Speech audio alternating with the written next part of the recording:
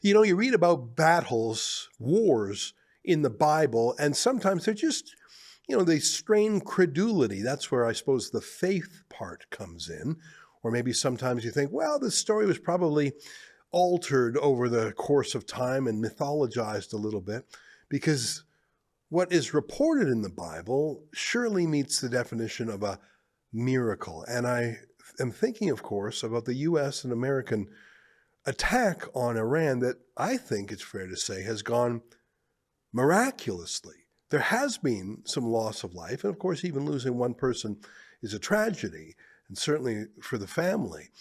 But in terms of the history of warfare, I don't think I can recall a battle so lopsided, other than perhaps Israel's dogfight with the Soviet-made fighter jets over Lebanon's Bekaa Valley some 40-odd years ago. I guess what I'm saying is we live in miraculous times, even though it's 2026.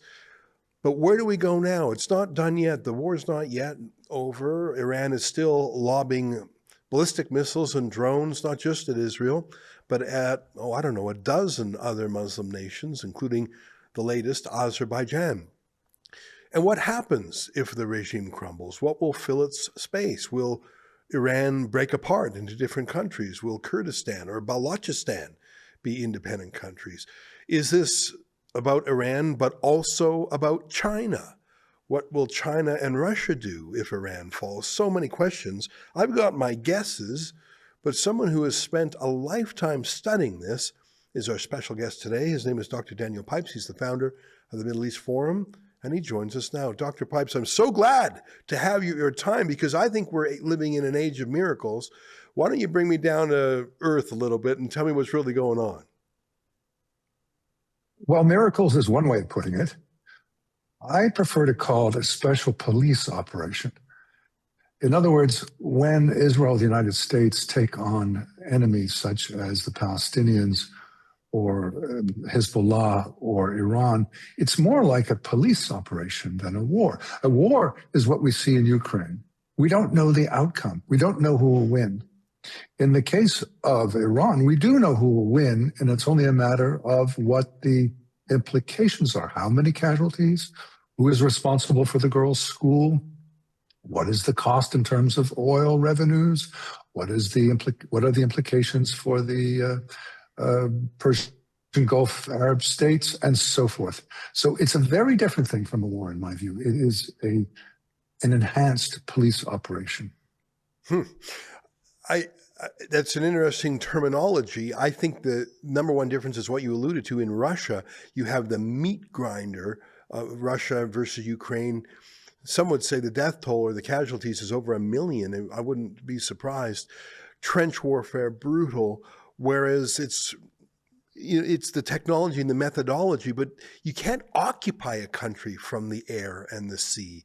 And that's really so you can flatten the Iranian regime, but at the end of the day, someone else has to step up. I mean, I look at what the U.S. is doing in Venezuela, and they managed to convince the rest of the regime to go along with America, but that's because they're not ideologically and religiously motivated. They just want to survive and have some power. In Iran, you can't find some mullah to take over because they're part of the ideological Islamic theocracy. You need something to emerge from the rubble to take over, don't you? Yes, indeed. And I agree with you that it's very unlikely that a Venezuela-type solution can be pursued in Iran. There's so many differences. And now there does seem to be the beginnings of a land campaign, in that the Kurds, who are based in Iraq and in Western Iran, are beginning to take steps with American and Israeli encouragement and perhaps armaments to take on the regime. Now, how well they can do against the regime is an open question. That is a war. That's not a police operation. But it does bring a new level of fighting to the conflict. But as many have pointed out, the Americans and Israelis have done brilliantly on the battlefield, but nobody quite knows what the goal is. Is it a Venezuela-type situation? Is it a change of regime? Is it to knock out the nuclear and ballistic capabilities for years to come? What is the goal? What are these two governments looking forward to accomplishing? Well, in Trump's first address to the nation, he laid out the goals, I think: destroy the Navy, He did. destroy the missiles, destroy the regime. He's scotched the Navy. I mean, there was footage released by the Department of War the other day that showed the first torpedoed vessel since World War II. The Americans torpedoed an Iranian vessel, and they took on an aircraft. Like, it's just destroying all those assets. I think you can measure blowing up ballistic missiles and measure blowing up the Navy. Regime change is a little bit hard. That could come in many forms. Let me ask you a question. What do you think of the Shah's son, Reza Pahlavi? Many diaspora communities wave his flag. I've seen here in Toronto a large number of Iranian Canadians express a desire that the son of the Shah take a role, at least on an interim basis. Maybe that's the answer, a symbolic placeholder while some other structures put in place. What do you think? I'm a big supporter of Reza Pahlavi. I look back to 1979 and how quick and easy the transition was from the Shah's regime to Khomeini's regime. Why? Because Khomeini had such widespread support. There was essentially no opposition in his way. It would be wonderful if there could be something similar, and the only candidate for that position is Reza Pahlavi. I think he's competent. I think he has got good politics. I don't think he is trying to resurrect the Shah, the king of kings position, but he sees himself as a transitory figure. I trust him. I think he's the best option there is. It's interesting because we were just talking about Venezuela. There was a candidate for the Venezuelan elections who, according to international observers, actually won. She later went on to win the Nobel Peace Prize this year. And Trump did not choose her as the placeholder leader. He said she doesn't have the clout, she doesn't have the roots. I think he's probably right on that. Does the candidate you just mentioned, Reza Pahlavi, does he seem to be close to the U.S. administration? Because really, this is Trump's world. We're just living in it.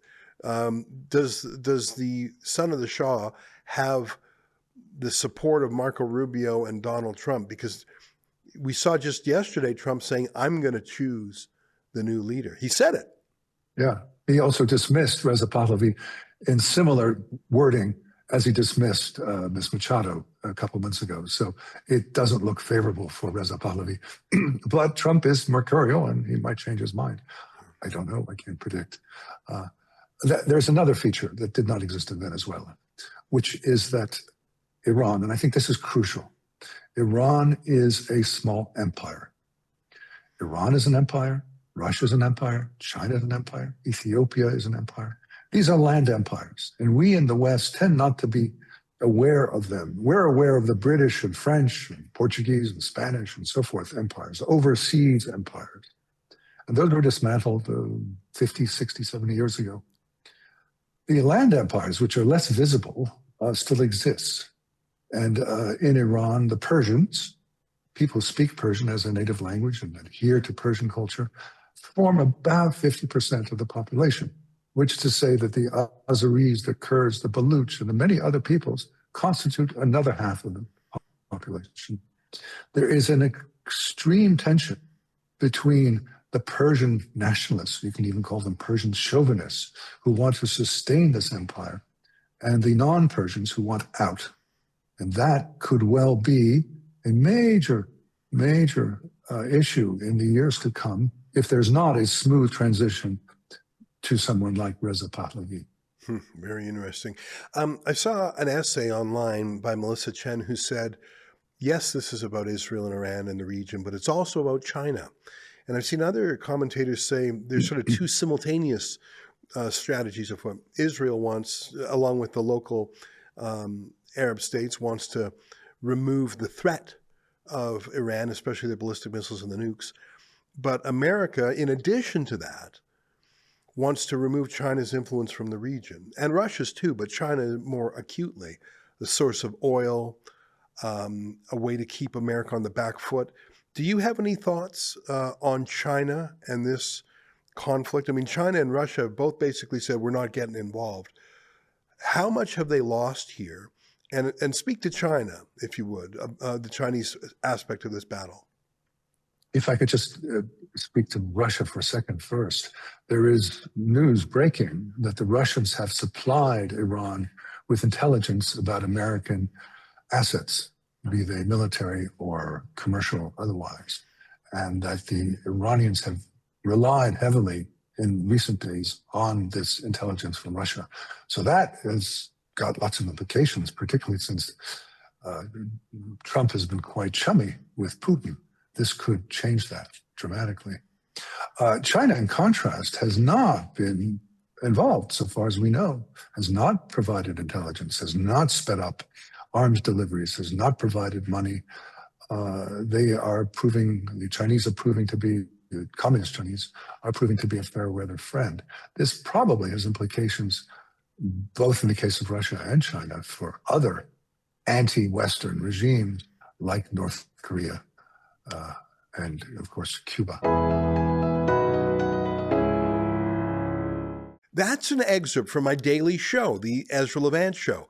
Every weekday, I do a monologue, interview a newsmaker or another interesting guest, and read my fan mail or my hate mail. You don't want to miss it. It's the only show of its kind in Canada.